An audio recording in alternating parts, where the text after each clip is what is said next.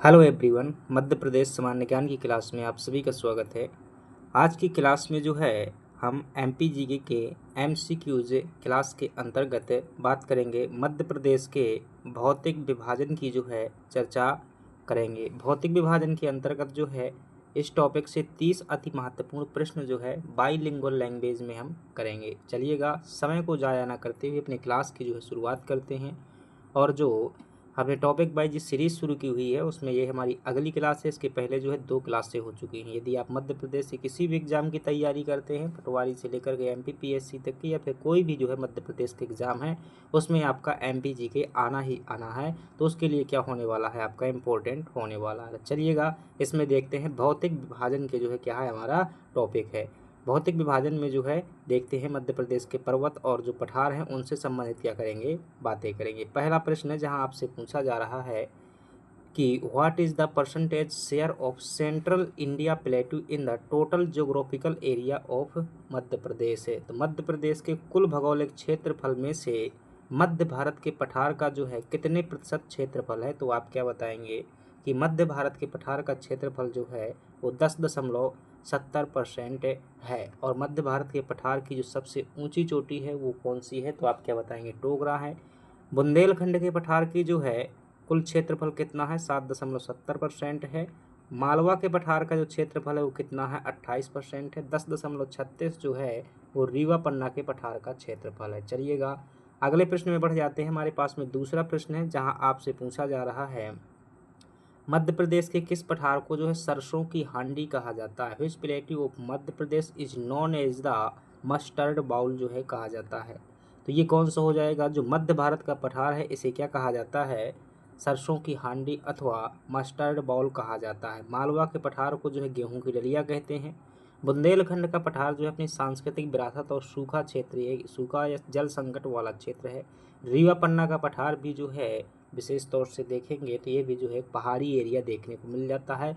बहुताय मात्रा में यहाँ धान की फसल जो है देखने को मिल जाती है। तो चलिएगा, सी ऑप्शन आपका सही हो जाएगा। अगले प्रश्न की बात कर लेते हैं और अगला प्रश्न है जहाँ आपसे पूछा जा रहा है कि in which district is Dongra the highest peak of central India plateau located. यानी कि डोंगरा नहीं, यहाँ पर थोड़ा सा मिस्टेक जो है लिखा हुआ है।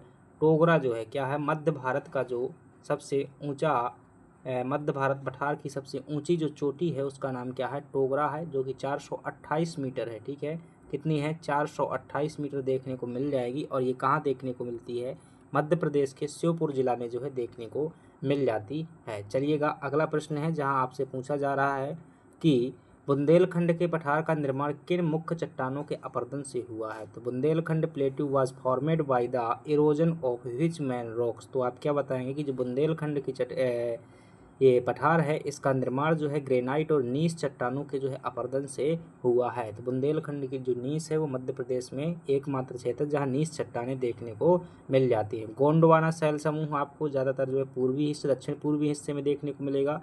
विंध्यन शैल समूह जो है इसमें भी जो है या विंध्याचल पर्वत हो जाएगा, रीवा पन्ना का पठार हो जाएगा, मध्य भारत के पठार में भी कुछ मात्रा में पाई जाती हैं। दक्कन ट्रैप जो है मालवा के पठार में देखने को मिलेगी। सही जवाब क्या हो जाएगा, बी ऑप्शन जो है सही हो जाएगा। अगला प्रश्न है जहां आपसे पूछा जा रहा है what is the highest Siddh Baba, what is the highest of Siddh Baba the highest peak of Bundelkhand. क्या पूछ रहा है, what is the height of Siddh Baba. ठीक है, हाइट पूछ रहा है कि जो बुंदेलखंड की सबसे ऊंची चोटी है उस सिद्ध बाबा है उसकी ऊंचाई कितनी है, तो आप क्या बताएंगे, 1172 मीटर जो है क्या है सिद्ध बाबा की ऊंचाई है। 752 मीटर की ऊंचाई आपको जो है सद्भावना चोटी को देखने को मिलेगी। 881 मीटर जो है सिगार चोटी की देखने को मिल जाएगी। 1350 मीटर जो है मध्य प्रदेश की सबसे ऊंची चोटी धूपगढ़ की ऊंचाई देखने को मिल जाएगी। अगला प्रश्न है जहाँ आपसे पूछा जा रहा है कि किस नदी को बुंदेलखंड की गंगा के नाम से जाना जाता है। Which river is known as the Ganga of Bundelkhand. तो कौन सी नदी हो जाएगी, बेतवा को जो है कहा जाता है। चंबल नदी जो है क्या हो जाएगी, अपने अवनलिका अपरदन के लिए विख्यात होगी। मध्य प्रदेश की गंगा लंबाई के आधार पर किसे कहेंगे, नर्मदा नदी को। केन नदी को जो है क्या कह देते हैं, ये जो है पर्यटन विभाग द्वारा सबसे सुंदर नदी का दर्जा किसे दिया गया था, केन नदी को दिया गया था। चलिएगा, अगला प्रश्न है जहाँ आपसे पूछा जा रहा है कि बुंदेलखंड के पठार में समतल प्राय मैदानों के बीच पाई जाने वाली छोटी पहाड़ियों को क्या कहते हैं? What are the small isolated hills in the plains of Bundelkhand plateau called? तो उन्हें क्या कहा जाता है? टोर कहा जाता है। तो ऐसी छोटी छोटी पहाड़ियाँ पाई जाती हैं मैदानों के बीच में, इन्हें क्या कहते हैं? टोर जो है कहा जाता है। अगला प्रश्न है जहाँ आपसे पूछा जा रहा है कि मध्य प्रदेश का सबसे बड़ा प्राकृतिक भूभाग जो है कौन सा है? Which is the largest natural region of Madhya Pradesh? तो क्या बताएंगे? वह जो आपका मालवा का पठार है, जो मध्य प्रदेश के कुल क्षेत्रफल का लगभग 28% हिस्सा है। नर्मदा घाटी 26% हिस्सा है। सतपुड़ा श्रेणी जो है 11% हिस्सा है। बघेलखंड का पठार जो है क्या है? 7% हिस्सा है। नेक्स्ट प्रश्न में बढ़ जाते हैं। अगला प्रश्न है जहाँ आपसे पूछा जा रहा है मालवा के पठार का निर्माण निम्नलिखित में से किससे हुआ है? The Malwa plateau was formed by which of the flowing? किससे बना है मालवा का पठार? तो यह जो है लावा और बेसाल्ट चट्टानों से बना हुआ है। विशेष बात ध्यान रखिएगा, यह किससे? क्षारीय लावा से जो है इसका क्या हुआ है? निर्माण हुआ है। चलिएगा अगला प्रश्न है जहां आपसे पूछा जा रहा है 10वें नंबर का है कि गेहूं की डलिया किस प्राकृतिक प्रदेश को कहा जाता है? Which natural region is called the basket of wheat? तो जो गेहूं की डलिया कहा जाता है वो मालवा के पठार को कहा जाता है। लेकिन ध्यान रखिएगा जो है गेहूं का अन्न भंडार किसे कहा जाता है? ठीक है, नर्मदा घाटी को कहा जाता है, क्योंकि यहाँ भी बड़ी मात्रा में गेहूं की मात्रा निकलती है। रीवा पन्ना का पठार, मध्य भारत का पठार सरसों की हांडी के लिए जो है जाना जाता है, सरसों उत्पादन के लिए। अगला प्रश्न है जहाँ आपसे पूछा जा रहा है मालवा के पठार की सबसे ऊंची चोटी कौन सी है? Which is the highest peak of Malwa plateau? तो आप क्या बताएंगे? सिगार है, जिसकी ऊंचाई 881 मीटर देखने को मिल जाएगी। धजारी चोटी जो है धूपगढ़ की ऊंचाई क्या हो जाएगी आपकी? 1350 मीटर जो है इसकी ऊंचाई देखने को मिल जाएगी। चलिएगा अगला प्रश्न है जिसमें आपसे पूछा जा रहा है किस प्रसिद्ध चीनी यात्री ने मालवा की जलवायु को विश्व की सर्वश्रेष्ठ जलवायु बताया था? Which famous Chinese traveller described climate of Malwa as best in the world? तो किसने कहा हुआ था? यह जो है फाहियान ने कहा हुआ था। चलिएगा अगले प्रश्न की बात कर लेते हैं। और अगला प्रश्न है जहां आपसे पूछा जा रहा है कि रीवा पन्ना के पठार को किस अन्य नाम से भी जाना जाता है? By what other name is Rewa Panna plateau also known as?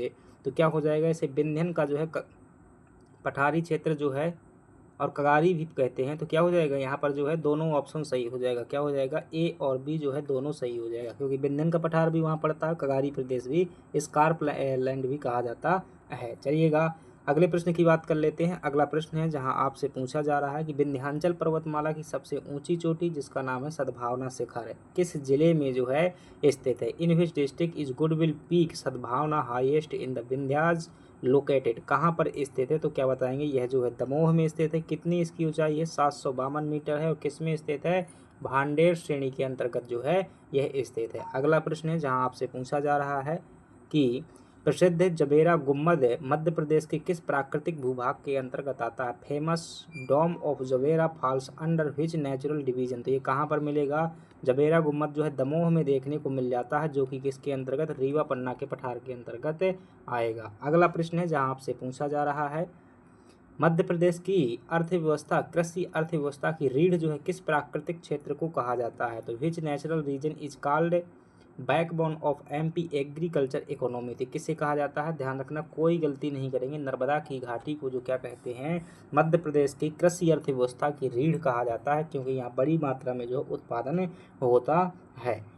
और ये भी जो है 26% हिस्सा है नर्मदा घाटी भी। अगली बात कर लेते हैं मध्य प्रदेश का सबसे निचला प्राकृतिक स्थान कौन सा? Which is the lowest elevation natural place in Madhya Pradesh? तो कौन सा हो जाएगा? नर्मदा घाटी जो है मध्य प्रदेश का सबसे जो है गहरा स्थान है, या यूं कहिएगा निचला जो है स्थान है। अगला प्रश्न है जहां आपसे पूछा जा रहा है मध्य प्रदेश की सर्वोच्च चोटी धूपगढ़ है, 1350 मीटर है, किस पर्वत श्रेणी में स्थित है? तो हिज माउंटेन रेंज, ठीक है, hitch mountain range houses MP जो है हाईएस्ट पीक धूपगढ़ कहाँ पर स्थित है? तो क्या बताओगे? यह जो है महादेव श्रेणी पर जो है स्थित है, जो कि किस जिले में आता है? होशंगाबाद जिले में देखने को मिल जाता है। विंध्याचल की सबसे ऊंची चोटी क्या हो जाएगी? गुडविल हो जाएगी। मैकाल श्रेणी की सबसे ऊंची चोटी अमरकंटक हो जाएगी। राजपीपला की सबसे ऊंची चोटी क्या हो जाएगी? चूलागिरी जो है यहाँ क्या हो जाएगी? सबसे ऊंची चोटी हो जाएगी। अगली बात कर लेते हैं जहाँ आपसे पूछा जा रहा है क्षेत्रफल की दृष्टि से मध्य प्रदेश का सबसे छोटा प्राकृतिक भूभाग कौन सा है? Which is the smallest natural division of Madhya Pradesh in term of area? तो कौन सा हो जाएगा? वो बघेलखंड का पठार हो जाएगा। मध्य प्रदेश के कुल क्षेत्रफल का मात्र 7% है। बुंदेलखंड जो है 7.7% है। सतपुड़ा मैकाल श्रेणी 11% है और रीवा पन्ना का पठार जो 10.36% देखने को मिल जाएगा। अगले प्रश्न की बात कर लेते हैं। मध्य प्रदेश में सर्वाधिक वर्षा प्राप्त करने वाला प्राकृतिक क्षेत्र कौन सा है? Which natural region receive highest rainfall in MP? तो कौन सा हो जाएगा? जो है दिए गए ऑप्शन के आधार पर देखेंगे सबसे ज़्यादा वर्षा जो है कहाँ पर होती है, तो बघेलखंड का पठार जो क्या हो जाएगा आपका सही हो जाएगा, क्योंकि मालवा के पठार में जो है 75 से अधिकतम 100 सेंटीमीटर देखने को मिल जाएगी। मध्य भारत में जो है ये 55 से लगा करके जो है 80 सेंटीमीटर देखने को मिल जाएगी। बुंदेलखंड में भी लगभग 75 सेंटीमीटर वर्षा देखने को मिलती है। और वहीं यहाँ पर देखेंगे तो 100 से जो है लगा करके 150 सेंटीमीटर वर्षा जो है देखने को मिल जाती है। अगली बात कर लेते हैं। चंबल नदी द्वारा निर्मित बड़े खड्डों को जो है भौगोलिक भाषा में क्या कहा जाता है? What are the large ravines formed by Chambal river called geographically? मैंने जियोग्राफी की भाषा में क्या कहेंगे? जैसे जो है कैनियन, जलप्रपात, डेल्टा क्या कहते हैं? उत्खात भूमि कहा जाता है। बैडलैंड जो है टोपोग्राफी कहा जाता है। इन्हीं को बीहड़ कहा जाता है, जो बहुत बहुत बड़े क्या हो जाते हैं, पानी के कारण गड्ढे हो जाते हैं। अगला प्रश्न जहां आपसे पूछा जा रहा है, पन्ना जिले की प्रसिद्ध है हीरा खदानें जो है किस श्रेणी के अंतर्गत आती हैं? Famous diamond mines of Panna district fall under which rock group? तो किस में आएंगी? यह जो है देखिए भांगडेर में जो है नहीं मिलती हैं। सौसा श्रेणी में तो ये धातु खनिज मिलते हैं, कैमूर में नहीं। तो आपका बिजावर श्रेणी में क्या हो जाएगा? सही हो जाएगा। यह छतरपुर पन्ना में विस्तृत है और छतरपुर में अंगोरा की खान इसी के अंतर्गत आती है। अगली बात कर लेते हैं। सतपुड़ा मैकाल श्रेणी जो है मध्य प्रदेश की किस भौगोलिक सीमा का जो है निर्धारण करती है? Satpura Maikal range define which geographical border of MP? तो ये कहाँ हो जाएगी? दक्षिण सीमा पर स्थित है, इसलिए जो है दक्षिणी सीमा का क्या करती है? निर्धारण करती है। पश्चिमी सीमा जो है मालवा का पठार हो जाएगा। पूर्वी सीमा जो है बघेलखंड हो जाएगा। उत्तरी सीमा जो है मध्य भारत का पठार हो जाएगा। अगली बात कर लेते हैं। प्रदेश में आर्कियन युग की चट्टानों के रूपांतरण से मुख्य रूप से क्या प्राप्त होता है? What is mainly obtained from the metamorphism of Archaean rocks? तो आर्कियन जब क्रम की चट्टानें जो है रूपांतरित होती हैं तो हमें क्या देखने को मिल जाएगा? देखिए कोयला तो है जो गोंडवाना में देखने को मिलता है। संगमरमर एक प्रकार का पत्थर है और है तांबा और लोहा। तो आर्कियन क्रम में क्या हो जाएगा? आपको जो है लोहा देखने को मिल जाएगा। चलिएगा अगले प्रश्न की बात कर लेते हैं। अगला प्रश्न है जहां आपसे पूछा जा रहा है, बघेलखंड में स्थित देवगढ़ का पठार जो है किन दो प्रमुख नदियों के मध्य जल विभाजक का कार्य करता है? ठीक है, अगर दिए गए ऑप्शन की Deogarh plateau act as a divided between which of two river? देखिएगा देवगढ़ का पठार देखेंगे बघेलखंड में तो चंबल बेतवा तो होगा नहीं, ना ही केंटोन्स होगा, ना ही नर्मदा ताप्ती होगा। तो कौन सा हो जाएगा? सोन और महानदी हो जाएगा, क्योंकि ये नदियां जो है दूसरी दिशा में बहती हैं। एलिमिनेशन मेथड है ये। अगले प्रश्न की बात कर लेते हैं। मुख्य रूप से मध्य प्रदेश को कितने भौगोलिक प्रदेशों में विभाजित किया गया है? तो देखिए मुख्य रूप से अगर कहता है into how many geographical region in MP mainly divided, तो मुख्य रूप से जो है 3 ही भाग है मध्य प्रदेश में। एक है मध्य उच्च प्रदेश, एक है बघेलखंड का पठार और एक है आपका सतपुड़ा पर्वत श्रेणी। लेकिन यहाँ पर 3 ऑप्शन में नहीं है, तो आप क्या करेंगे? यहाँ पर 7 लगाएंगे। ठीक है, 7 भाग जो है देखने को मिल जाते हैं। अगले प्रश्न की बात कर लेते हैं। अगला प्रश्न हो जाएगा, मध्य प्रदेश के किस प्राकृतिक भाग में जो है मुख्य रूप से लाल पीली मिट्टी पाई जाती है? Red and yellow soil mainly found in which natural region? तो ये कहाँ देखने को मिलेगी? यहाँ पर तो काली मृदा देखने को मिल जाती है। मध्य भारत में जलोढ़ मृदा मिलती है। तो इन दो में जो है क्या मिल जाती है? यहाँ नर्मदा घाटी में जो है यहाँ भी काली मृदा ही देखने को मिलेगी। तो बघेलखंड क्या हो जाएगा? आपका सही जवाब हो जाएगा। अगले प्रश्न की बात कर लेते हैं। जाना पाव पहाड़ी तथा धजारी चोटियाँ किस जिले में जो है स्थित है? इन विच डिस्ट्रिक्ट आर जाना पाव एंड धजारी पीक्स सिचुएटेड? तो ये कहाँ पर हो जाएगी? इंदौर में जो है स्थित हो जाएंगी, मालवा पठार के अंतर्गत। जाना पाव से ही क्या होता है? चंबल नदी का उद्गम भी होता है। चलिएगा अगला प्रश्न है जहाँ आपसे पूछा जा रहा है, जस्ट मिनट।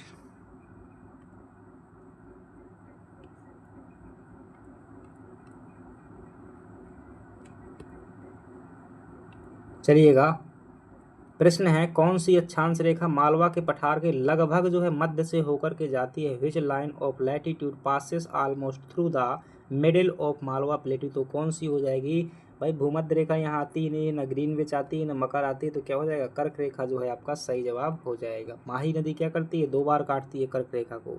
मध्य प्रदेश का सर्वाधिक सूखा प्रभावित प्राकृतिक क्षेत्र कौन सा है? तो विच इज द मोस्ट, ठीक है, मोस्ट ड्रॉप प्रोन नेचुरल जो है रीजन ऑफ मध्य प्रदेश, तो कौन सा हो जाएगा? तो बुंदेलखंड का पठार जो है सबसे ज़्यादा सूखा वाला क्षेत्र है। यहाँ पर जल संकट की समस्या देखने को मिल जाती है। डियर फ्रेंड्स, इस प्रकार से हमने क्या किए, ये जो है प्रश्न किए, ये जो है उत्तर देखने को यहाँ पर आपको मिल जाते हैं। ये जो है आंसर शीट दी हुई है, तो बाद में क्या कर लीजिएगा, अगर आप जो है PDF है चाहते हैं तो ये PDF में जो है आंसर शीट आपको देखने को मिल जाएगी, तो यहाँ पर बाद में भी क्या कर सकते हैं, पढ़ सकते हैं। और PDF के लिए क्या करेंगे, टेलीग्राम को जो है ज्वाइन कर लीजिएगा। टेलीग्राम का लिंक आपको डिस्क्रिप्शन बॉक्स में देखने को मिल जाएगा, तो आप क्या करेंगे, वहाँ से जुड़ जाएंगे। और वीडियो पसंद आया हो तो वीडियो को लाइक करना है, और चैनल पर नए हो तो चैनल को सब्सक्राइब कीजिएगा। मिलते हैं अगले क्लास में, और अगला टॉपिक जो है हम मध्य प्रदेश की नदियाँ या फिर कृषि लेकर के आएंगे। चलिएगा, जब तक के थैंक यू वेरी मच।